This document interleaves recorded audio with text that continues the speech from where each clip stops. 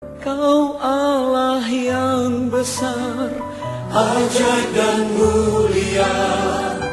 Kau Yesus yang selalu membuatku terpesona. Segala pujian bagimu ya Tuhan. Besem haab we haben we ruah hakodes Elohe echad. Bapa di sorga, Tuhan kami Halik langit dan bumi, Bapa kekekalan, Tuhan yang menciptakan langit, bumi, laut beserta isinya, serta tidak pernah meninggalkan perbuatan tangan. Tuhan yang disembah oleh Abraham, Ishak dan Yakub. Tuhan itu juga yang kami sembah dan kami kenal melalui anak-Mu, Yesus Kristus, junjungan ilahi kami yang agung.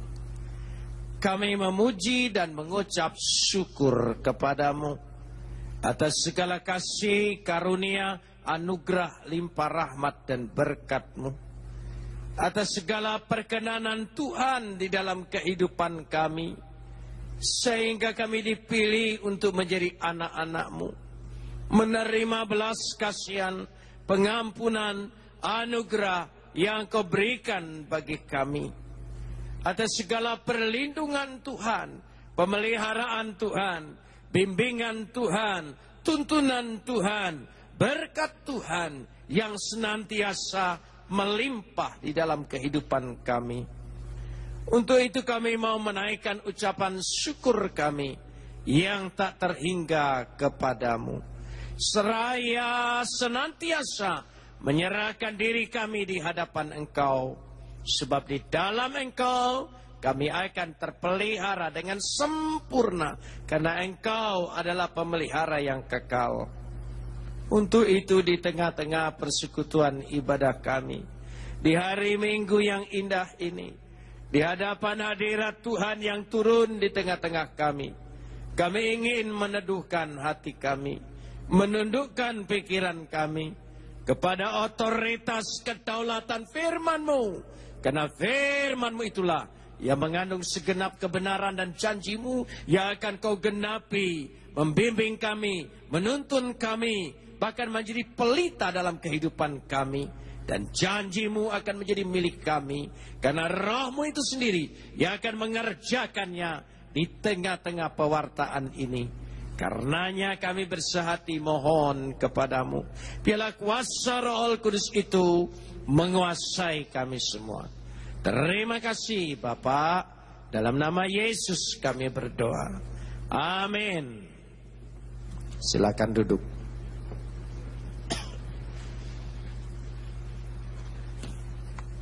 Shalom.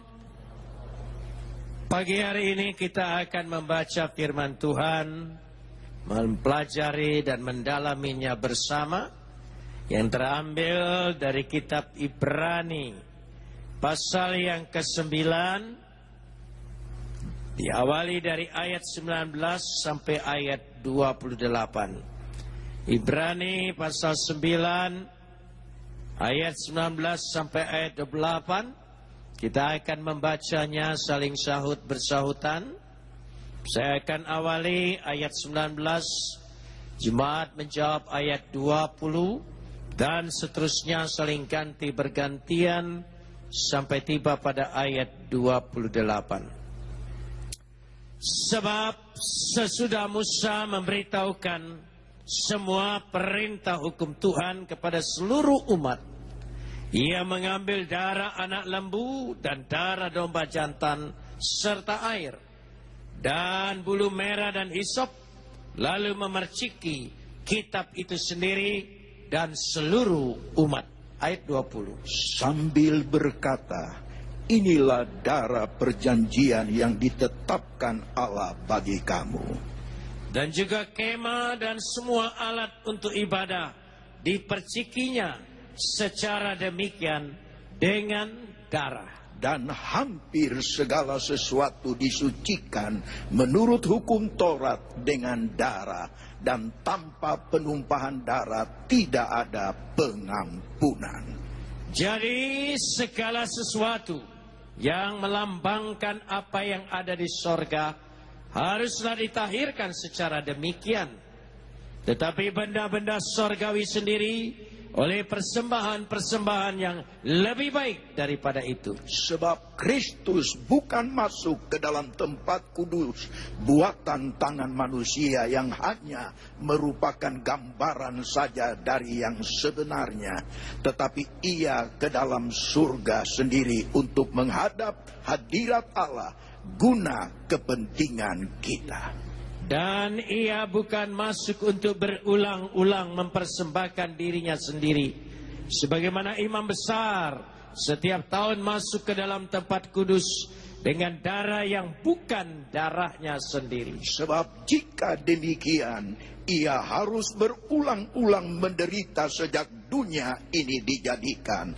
Tetapi sekarang ia hanya satu kali saja menyatakan dirinya pada zaman akhir untuk menghapuskan dosa oleh korbannya. Dan sama seperti manusia ditetapkan untuk mati hanya satu kali saja dan sesudah itu dihakimi. Demikian pula Kristus hanya satu kali saja mengorbankan dirinya untuk menanggung dosa banyak orang. Sesudah itu ia akan menyatakan dirinya sekali lagi tanpa menanggung dosa untuk menganugerahkan keselamatan kepada mereka yang menantikan dia. Kapot lecha Adonai Elohenu kapot lecha.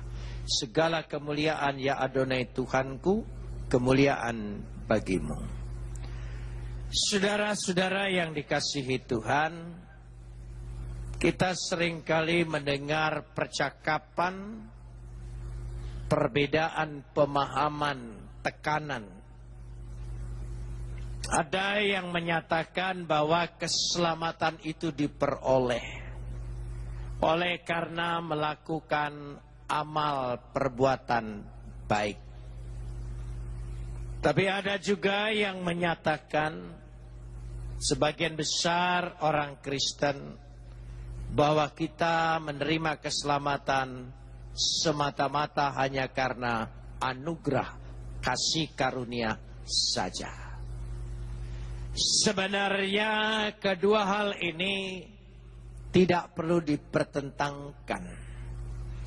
Karena kalau kita membaca Alkitab dan kitab-kitab suci lain secara utuh, kalau keselamatan itu hanya diperoleh oleh karena perbuatan, amal perbuatan kita, lalu di mana kedaulatan Tuhan, kuasa Tuhan yang menjadi pemilik sorga yang melakukan keselamatan? Pada ujungnya sesungguhnya juga oleh karena kasih karunia. Sebaliknya juga orang yang menerima keselamatan itu karena kasih karunia dan anugerah, bukan berarti dia tidak dituntut untuk melakukan perbuatan-perbuatan baik. Jadi dua-duanya tidak perlu dipertentangkan. Apalagi dalam dunia Kristen, kita seringkali mendengar rumusan perdebatan, sekali selamat, tetap selamat. Dan ada yang mengatakan keselamatan itu bisa hilang. Saudara, dua rumusan, dua istilah, dua pemahaman ini sesungguhnya secara eksplisit tidak ada kalimat itu di dalam Alkitab. Itu hanya pemahaman dan rumusan. Karenanya sesungguhnya kita tidak boleh terjebak hanya karena istilah dan rumusan manusia. Mengapa demikian? Manusia tidak sanggup merumuskan rencana Tuhan, hati Tuhan, kehendak Tuhan. Karena manusia terbatas sebagai manusia yang fana, mana mungkin bisa mencapai pikiran Tuhan yang kekal, keinginan Tuhan. Manusia dalam karakternya adalah manusia yang dikuasai oleh dosa. Dan tidak seorang manusia pun sanggup merumuskan pikiran dan hati Tuhan. Sementara keselamatan itu bukanlah yang bisa dirumuskan. Karena keselamatan itu adalah rencana Tuhan, kehendak Tuhan, keinginan Tuhan, hati Tuhan, hasrat Tuhan, kerinduan Tuhan, pikiran Tuhan. Tidak ada yang sanggup merumuskannya. Begitu luasnya keselamatan itu. Sehingga kita harus kembali kepada Alkitab. Alkitab berbicara secara utuh apa arti daripada keselamatan itu sendiri. Alkitab ingin menyatakan, karena tadi keterbatasan manusia, tidak ada yang sanggup semata-mata. Keselamatan ini adalah upaya, inisiatif ilahi, kemauan Tuhan. Dari situlah inisiatif itu berkembang, sehingga dari sejak semula telah dilambangkan. Dari zaman perjanjian lama, Musa telah mengatakan segala sesuatunya untuk menghadap Tuhan yang maha kudus, maha suci, dan menyadari manusia yang fana, manusia yang berdosa. Dan Tuhan senang dengan kekudusan dan ingin dengan kekudusan. Untuk menghampiri Tuhan itu dibuatlah berbagai cara. Tapi inti daripada cara itu ditegaskan pada ayat 22. Ditegaskan pada ayat 22. Dan hampir segala sesuatu disucikan menurut hukum Taurat dengan darah. Dan tanpa penumpahan darah tidak ada pengampunan. Itu esensinya dulu. Itu inti hakikatnya dulu. Jadi sebagaimana telah dilambangkan semuanya. Dan sekarang bukan hanya lambang dan simbol, tetapi real, nyata, bahwa penyelamat itu datang ke tengah-tengah dunia ini. Dan firman itu tidak hanya sekedar menjadi kitab suci, huruf mati. Firman itu tidak sekedar janji seperti spanduk yang tidak ada artinya. Karena itu firman itu menjadi manusia, hidup di tengah-tengah dunia, hidup di dalam sejarah. Dan dia hidup, dia melakukan karya Tuhan, kemauan Tuhan, keinginan Tuhan, kerinduan Tuhan. Hanya sang firman yang ada dalam diri Tuhan, yang tahu persis apa keinginan dan rencana Tuhan. Karenanya dia mati buat saya dan saudara. Siapa namanya? Yesus. Beri kemuliaan buat nama itu. Nama di atas segala nama. Karenanya mari kita melihat di sini apa sesungguhnya. Ayat 24 berkata, sebab Kristus bukan masuk ke dalam tempat kudus buatan tangan manusia yang hanya merupakan gambaran saja dari yang sebenarnya, tetapi ke dalam sorga sendiri untuk menghadap hadirat Bapa guna kepentingan kita. Penegasan yang begitu jelas sekali. Dikatakan di sini keselamatan itu begitu pasti, jaminan yang pasti dan tidak dapat diragukan lagi. Karenanya ayat 25 menegaskan ia bukan masuk untuk berulang-ulang mempersembahkan dirinya sendiri sebagaimana imam besar setiap tahun masuk ke dalam tempat kudus dengan darah yang bukan darahnya sendiri. Ya, dikatakan itu, maka dilanjutkan pada ayat 26 penegasannya.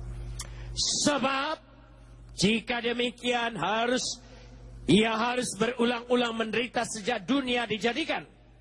Tetapi sekarang ia, tolong sambung, satu kali saja menyatakan dirinya pada zaman akhir untuk menghapus dosa oleh korban dirinya. Bukan korbannya saja, saudara. Teks aslinya menyatakan ada kata pribadi yang jelas. Bukan korbannya, ya, tapi korban dirinya. Satu kali saja. Hanya satu kali saja. Ditegaskan dengan tegas. Satu kali. Hapak. Hapak. Hapak. H-A-P-A-X. Hapak. Hapak itu diterjemahkan sekali untuk selama-lamanya. Jadi sekali lagi, kata hapak di sini konsepnya sekali untuk selama-lamanya. Hapak. Ya, jadi dikatakan sekali untuk selama-lamanya.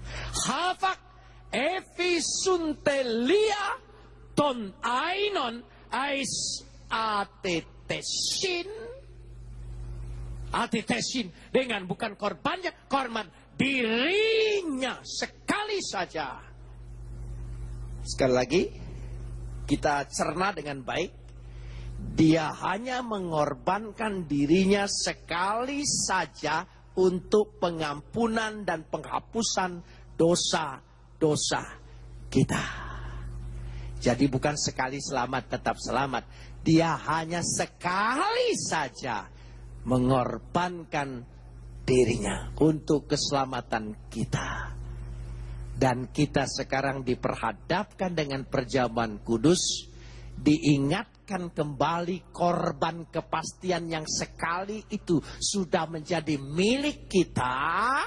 Diingatkan kembali bahwa karya itu bukan hanya sekedar karya janji huruf mati, tapi pribadi yang hidup dan mati buat saya dan saudara, menebus saya dan saudara. Karena itu kita punya kepastian keselamatan di dalam Yesus Kristus. Amin. Kita lanjutkan sekarang ini. Kata satu kali itu berarti tidak berulang-ulang. Dicontohkan ayat 26. Ayat 27. Dan sama seperti manusia ditetapkan untuk mati hanya satu kali saja. Jadi diibaratkan. Sama seperti manusia ditetapkan untuk mati hanya satu kali saja. Kaikat hoson apoketai anthropois, manusia anthropois, hapak apotanain. Jadi manusia sekali mati saja dan tidak ada yang berulang-ulang. Karena itu ditegaskan ayat 27.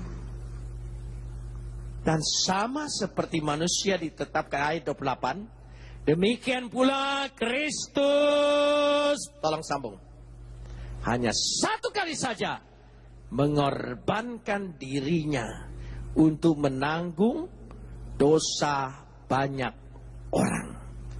Dan sesudah itu ia menyatakan dirinya sekali lagi tanpa menanggung dosa untuk menganugerahkan keselamatan kepada mereka yang menantikan dia. Jadi hanya satu kali saja. Ini konsep Kristen. Hapak. Coba ucapkan. Oh, di situ berangkat dari kata-kata itu. Sekali untuk selama-lamanya. Amin, saudara. Tapi jangan salah mengerti. Ayat itu jangan kita ambil sepotong karena kesukaan kita. Orang Kristen begitu bangga, sekali selamat tetap selamat, kita sudah pasti diselamatkan. Lalu seringkali tidak melakukan buah-buah keselamatan itu. Dengan seenaknya hidup dan seolah-olah kalau berdosa tinggal minta ampun, buat dosa, ampun, dosa, ampun, dosa, ampun, berulang-ulang, tidak menjaga kehidupannya. itu adalah kekeliruan membaca Alkitab, hanya cari ayat-ayat yang menyenangkan saja. Karena seperti ini dulu, konsepnya seperti ini. Karena manusia itu tidak ada yang sanggup menghampiri Tuhan. Hanya karunia Tuhan semata-mata. Kalau tidak belas kasihan Dia, kemurahan Dia, anugerahnya, rencananya, izinnya, tidak ada satu manusia pun dapat menghampiri tahta Tuhan. Sekali lagi, tidak ada satu manusia pun yang sanggup menghampiri tahta Tuhan. Tetapi yang dari tahta Tuhan, dari dalam diri Tuhan, firman itu menjadi manusia. Dialah yang menghampiri manusia. Itulah yang dimengerti anugerah. Saya kasih contoh. Ada cerita Tiongkok kuno, yaitu dalam sebuah kerajaan, ya, dan raja tinggal di istana. Istana tentunya bagus, baik. Dan di halaman istana itu ditanam satu pohon buah yang paling baik. Raja kalau menanam pohon-pohonan, buah-buahan, pasti buah-buahan yang terbaik, terenak, dan jarang ada bagi orang kebiasaan. Dan di halaman itu ditanam pohon yang berbuah. Dan tidak seorang pun boleh memakan buah itu, termasuk pengawal, tanpa seizin raja.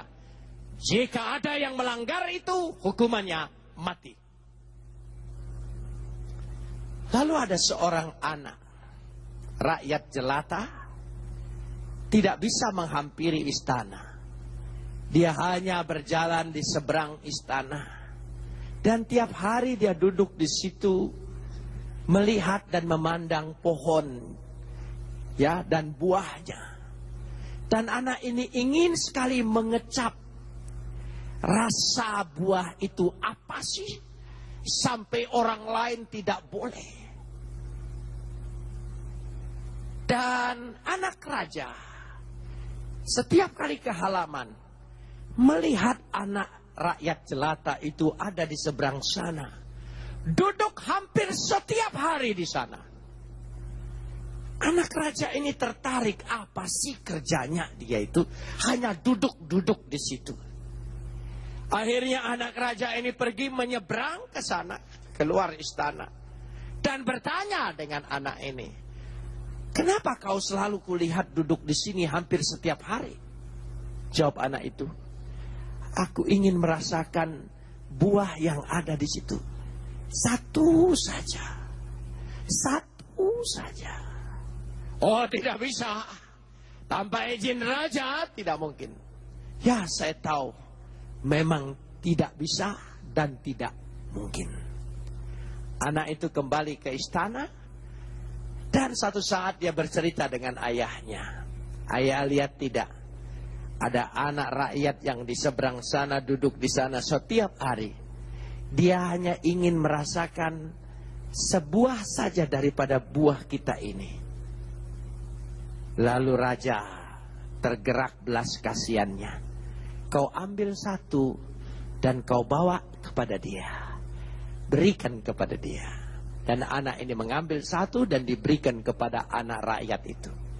Dan dia menerima dengan rasa syukur dan terima kasih. Karena yang tidak mungkin dia beroleh, sekarang dia peroleh. Dia makan perlahan-lahan. Dia nikmati betul rasa buah itu. Dan setelah dia menikmati dan menghabisinya, dia berkata kepada anak raja ini, apa yang harus aku perbuat untuk membalas kebaikan daripada raja yang mengizinkan saya memakan buahnya? Aku akan buat. Aku akan berikan diriku untuk menjadi budak raja, bekerja kepada raja. Dan raja mendengar itu, memanggil anak itu.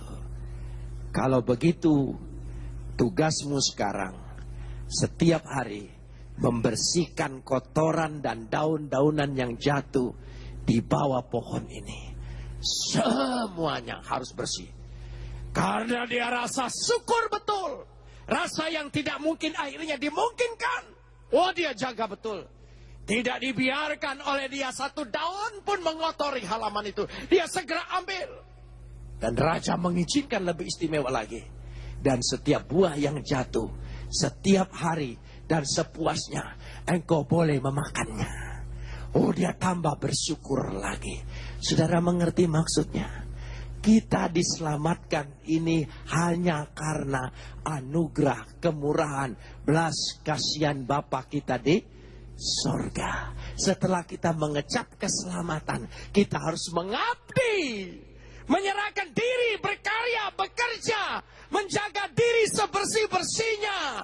Dan apa hasilnya? Kita bisa menikmati buah anugerah itu dalam kehidupan kita. Hampir setiap hari, setiap saat. Pertolongan Tuhan, perlindungan Tuhan, berkat Tuhan melimpah di dalam kehidupan orang percaya.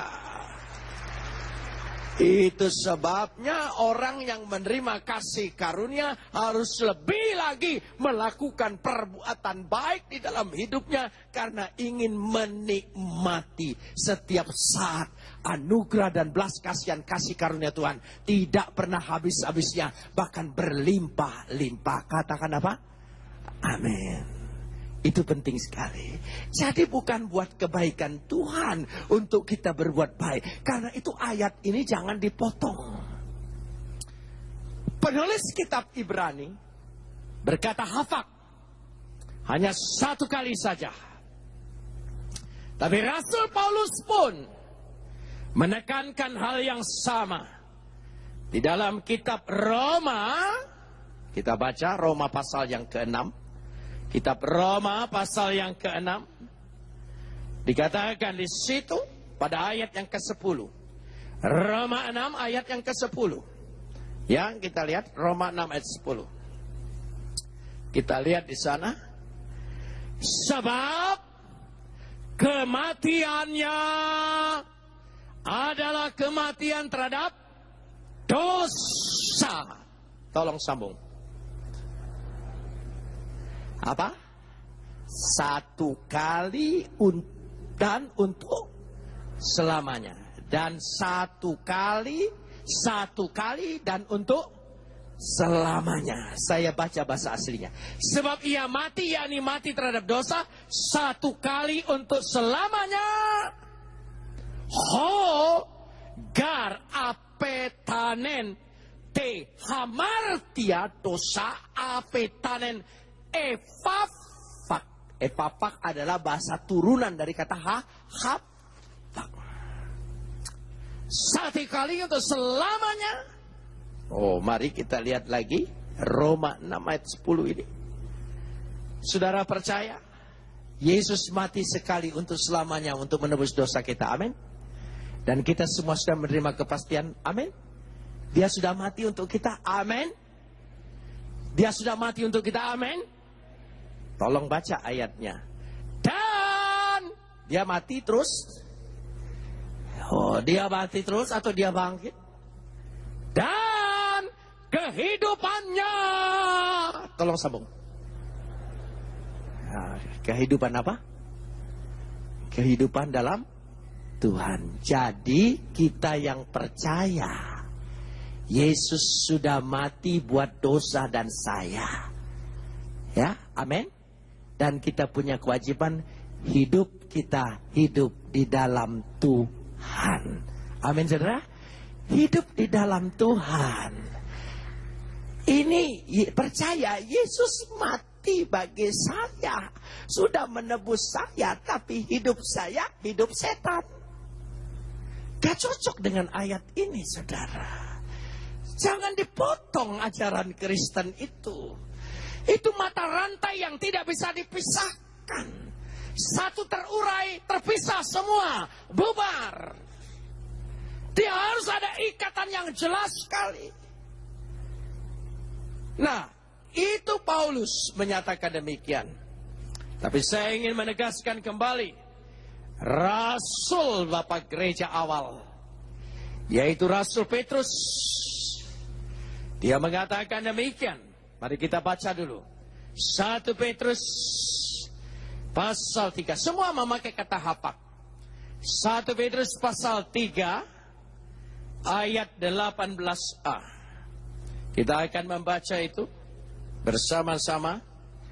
1 Petrus pasal 3 ayat 18a. Ya. 1 Petrus. Saya buka dulu 1 Petrus pasal 3 ayat 18a. Dikatakan di situ pada ayat yang ke-18,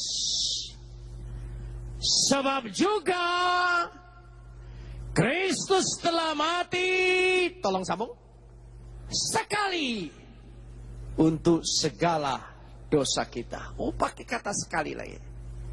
Hotikai Kristus hapak, veri hamartion, evaten hapak, sekali. Jadi Rasul Petrus mengajarkan bahwa Yesus itu mati untuk dosa saya dan saudara, sekali untuk selama-lamanya. Dan kita sudah terima jaminan itu. Ajaran Petrus itu bukan hanya sampai di ayat itu saja. Surat Petrus tidak berhenti sampai di situ saja. Tetapi dikatakan dalam 2 Petrus pasal 1, mari kita lihat. 2 Petrus pasal 1, kalau saudara kita perhatikan.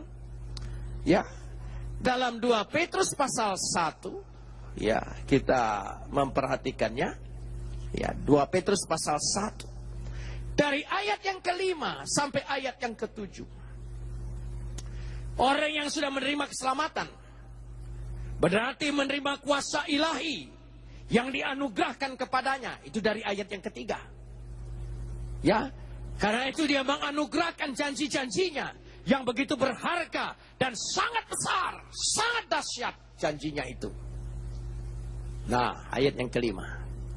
Justru karena itu, justru karena engkau sudah menerima anugerah Allah, kodrat ilahi, anugerah keselamatan yang besar, yang dahsyat, yang hebat, yang tidak ada tandingannya, yang tidak ada ganggu gugatnya. Tapi ada kewajiban. Kamu harus dengan, tolong sambung, sungguh-sungguh berusaha. Berusaha apa? Untuk menambah kepada apa?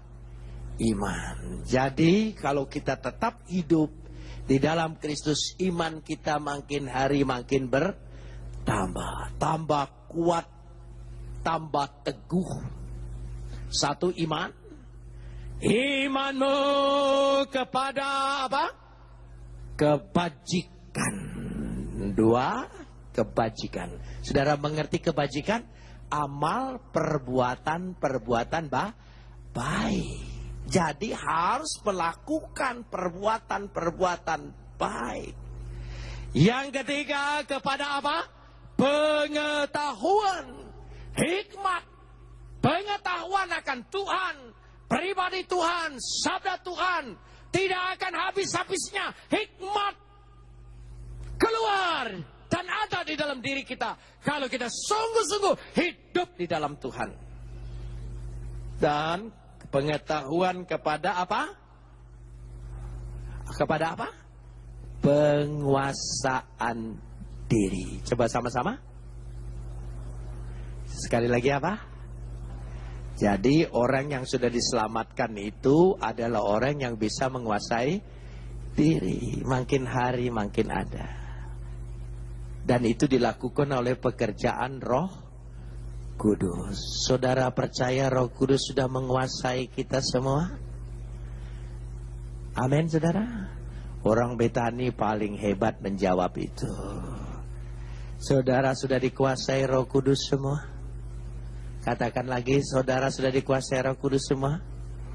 Saya bertanya, saudara dikuasai Roh Kudus atau saudara menguasai Roh Kudus?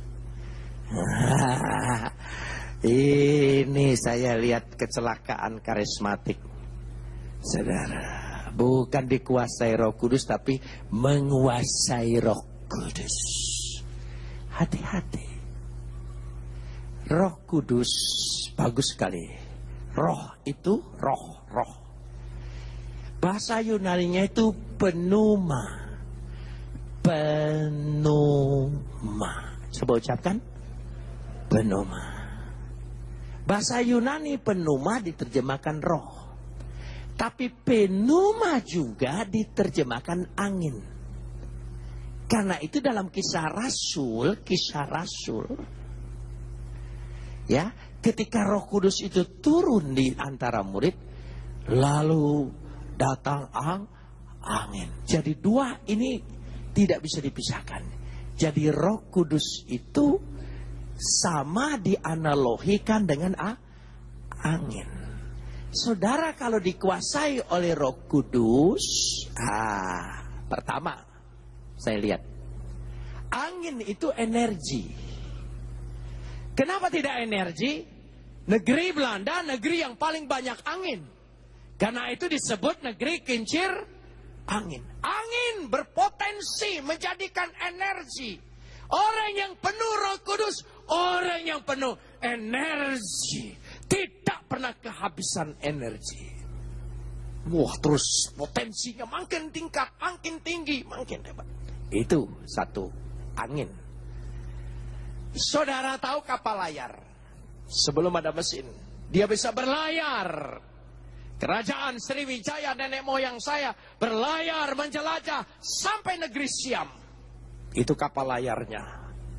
Dan kapal layar itu bisa menjelajahi terus antara pulau, bahkan negara, benua, lautan dilewati. Karena dorongan apa? Angin. Jadi angin akan menjadi energi, mendorong kita, menguatkan kita, supaya kita punya pengetahuan lebih luas lagi, pandangan kita lebih luas lagi, mencapai segala sesuatu yang kita inginkan, sampai kepada tujuan. Dan karena Roh Kudus, engkau diberikan kekuatan untuk menjadi orang yang berhasil. Sampai dua itu, orang Betani, Pentakosta, karismatik paling semangat, tepuk tangannya. Yang ketiga sekarang. Yang ketiga, saya suka lihat truk-truk besar itu harus masuk pagi hari. Sebelum jam 6 masuk Jakarta. Jam 6 sampai jam 6 tidak boleh masuk kota. Di truk-truk besar itu, selalu di belakangnya tertulis, awas rem angin. Saya pikir kenapa semua mobil juga punya rem.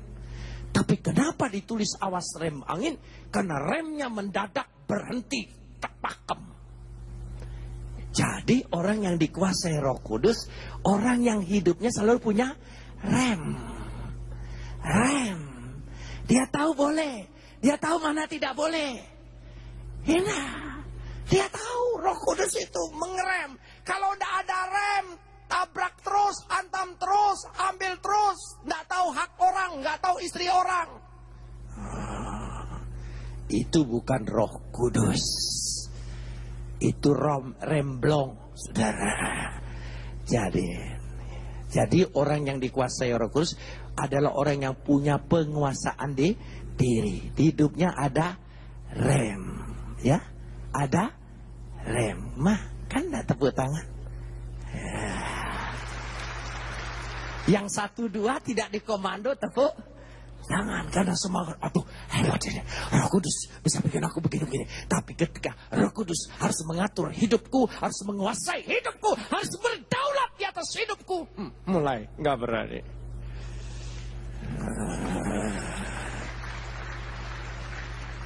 Saya bukan tidak percaya karunia roh, termasuk bahasa lidah. Sangat-sangat saya percaya. Tetapi yang menjadi jaminan penuh roh itu adalah buah-buah kualitas hidup orang yang penuh roh. Itu yang penting dan berat untuk kita. Kita hitung. Ini Petrus berbicara kualitas orang yang diselamatkan. Sekali lagi, kualitas orang yang diselamatkan. Dikatakan di situ tadi, dalam Petrus tadi, saya ingin mengajak lagi kita membaca Petrus ini tadi. 2 Petrus pasal 1 tadi. Ya, kita lihat 2 Petrus pasal 1. Ya. Dikatakan di situ supaya penguasaan diri, ya, 1 iman, 2 kebajikan, 3 pengetahuan, 4 penguasaan diri, dan 5 penguasaan diri. Ya, kelima dikatakan di sini adalah dikembalikan, dikatakan situ kepada penguasaan diri. Sebetulnya bahasa aslinya ketabahan, ketabahan, ketekunan, kesalehan, dan yang ke-8 adalah kasih. Itu ciri-ciri kualitas orang yang sudah pasti diselamatkan. Orang yang percaya hidupnya beroleh kepastian keselamatan. Hidupnya harus nampak punya kualitas orang yang diselamatkan. 8 tanda itu yang terpenting. Dan itu yang cukup berat. Kita perlu Roh Kudus memberikan kekuatan kepada kita untuk memampukan kita melakukan itu semua. Amin. Amin. Ya. Saya selalu bilang begini, hidup ini tidak boleh lagi bersandiwara. Sekali lagi saya ngomong. Gereja Betani, gereja Pantekosta, gereja karismatik sangat percaya tentang akhir zaman. Saking percayanya, wah, dibuat macam-macam pelajaran supaya jemaatnya takut begitu. Oh, akhir zaman, akhir zaman, akhir zaman. Akhir zaman bagi konsep Kristen bukan berarti kiamat. Akhir zaman kedatangan Yesus yang kedua kalinya. Kalau kiamat menakutkan enggak? Bulan jatuh, bintang jatuh, matahari jatuh, itu gambaran film Hollywood. Bukan gambaran Alkitab. Alkitab itu hanya memberikan bahasa simbolis. Tapi yang terpenting dari seluruh simbolis itu ada esensi kerugma.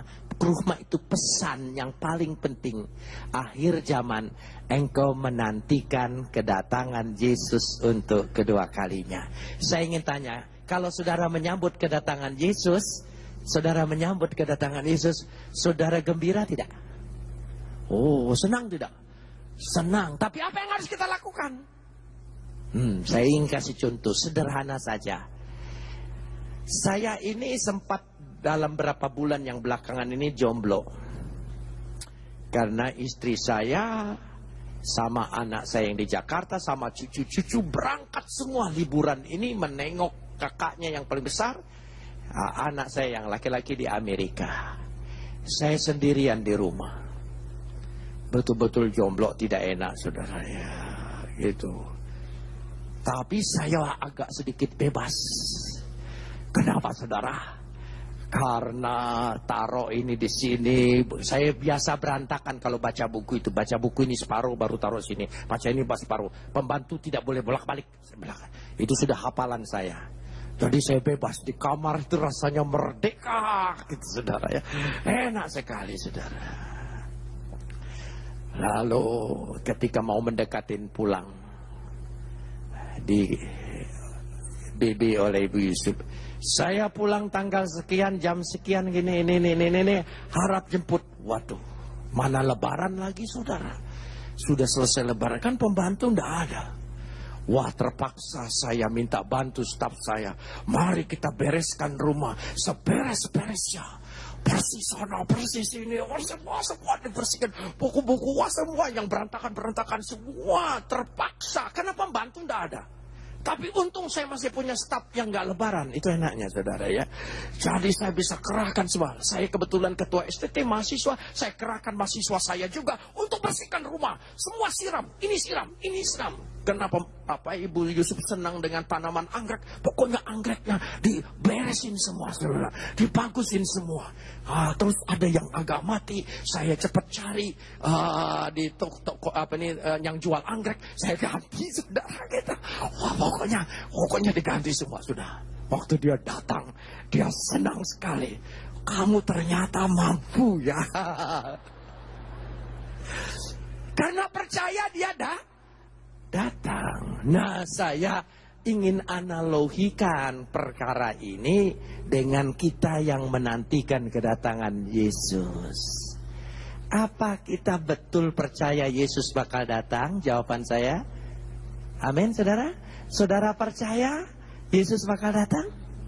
Apa saudara sudah siap betul-betul hidupmu menantikan kedatangan Yesus? Itu dua perkara yang tidak bisa dipisahkan satu dengan yang lain. Renungkan ini sambil kita melihat ini. Saya percaya Kristus sekali untuk selama-lamanya memberikan jaminan pasti tubuh dan darahnya. Buat kita pasti selamat. Dan makin kita bersyukur akan keselamatan, kita makin menikmati setiap saat, setiap hari. Pertolongan Tuhan, kemenangan Tuhan, berkat Tuhan ada di dalam kehidupan kita. Mari kita berdoa.